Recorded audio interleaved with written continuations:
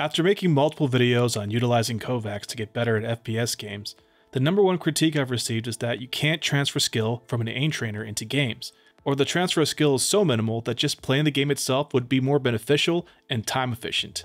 Which is true to a certain extent if the player does not understand how to form a connection between both applications, and without this understanding, you'll be stuck scratching your head as to why you're not getting better at the game, and frustrated because you potentially wasted a lot of time aim training when you could have invested it in playing the actual game. In this video, I'm going to show you techniques that I personally use to make this transition of skill easy and seamless. Now to start, I just want to clarify that I'm not saying using an aim trainer is going to be as beneficial as using the firing range in Apex, because it isn't. Aim trainers cannot provide similar terrains, color palettes, visual clutter, weapon recoil patterns, and bullet drop-off, but what aim trainers can do is enhance fundamentals of aim such as target acquisition, tracking, and target switching, which will in turn expedite the process of improving in-game, allowing you not to worry about your fundamentals, but rather focusing on variables such as adjusting for bullet drop-off, maintaining the target through multiple recoil patterns, understanding the surrounding environment, and last but not least, movement.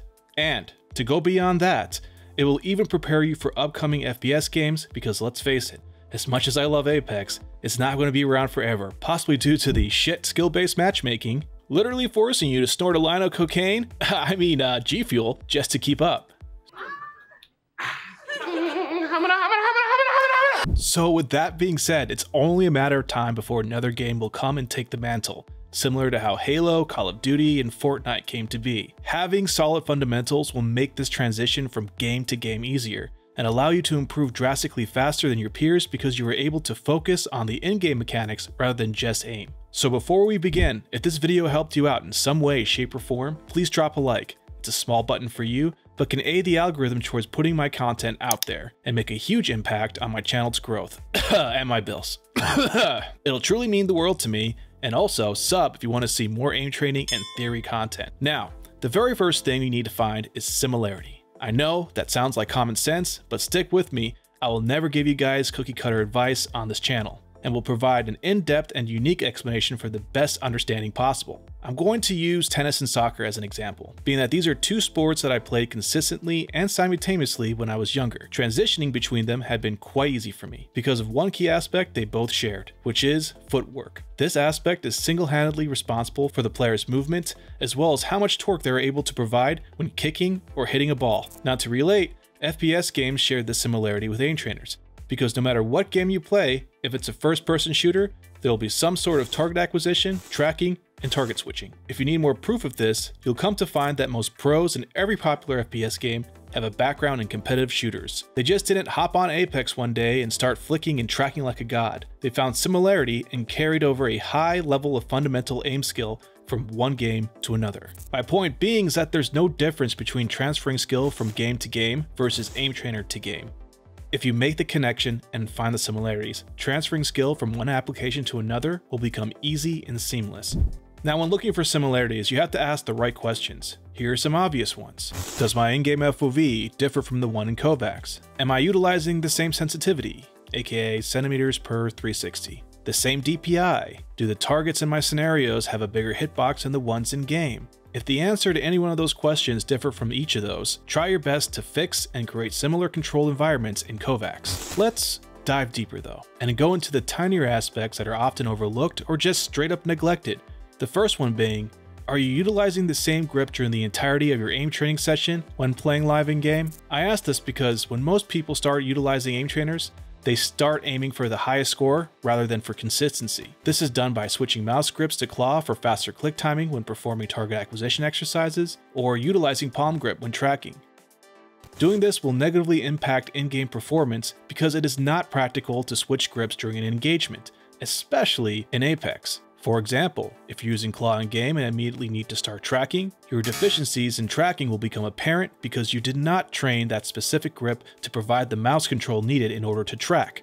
And this is exactly what I mean by utilizing Kovacs for high scores versus using it for improvement. If you have used aim trainers as long as I have, you'll start to realize that every grip has its strengths as well as weaknesses. The strengths and weaknesses differentiate between person to person, but the most important thing to remember is to maintain the same grip through each and every scenario you do in Kovacs. And understand that it is not the grip that is providing the lack of mouse control, but a deficiency in that area of skill, which can be fixed with weak point training. The next question is your left hand, or in other words, keyboard hand, positioned exactly how it would be in game? I say this because aiming without movement is a completely different ballgame than aiming with movement. Being aware of where your keyboard and left hand is positioned is, in my opinion, crucial to making a connection and similarity.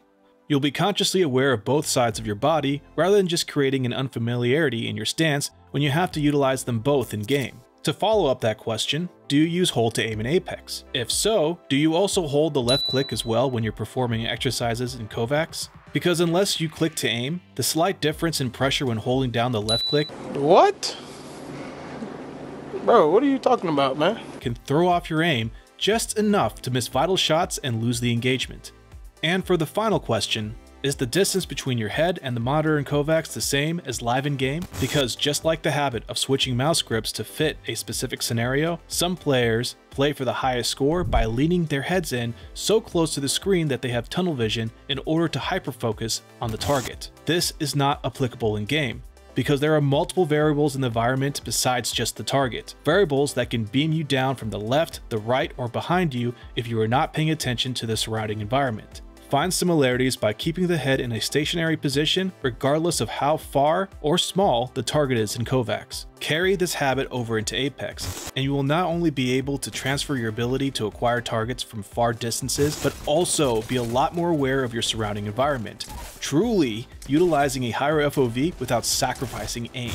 And that's about it. I mean, trust me, if I had all day, I could go on and on and on with these similarities. However, I don't have all day, and I need to get back to work if I'm ever going to afford my mortgage. So I really wanted to leave you guys with this. I highly recommend that you keep a notebook next to you and write down every single similarity that you can think of in order to create a connection between KovaaK's and Apex Legends or any FPS game of your choice, as well as make a note of differences between how you train on KovaaK's and how you play on Apex Legends, so that you can later create similarities by finding consistencies. And that's about all I have for you guys today. I certainly hope this video helped you out in some way, shape, or form.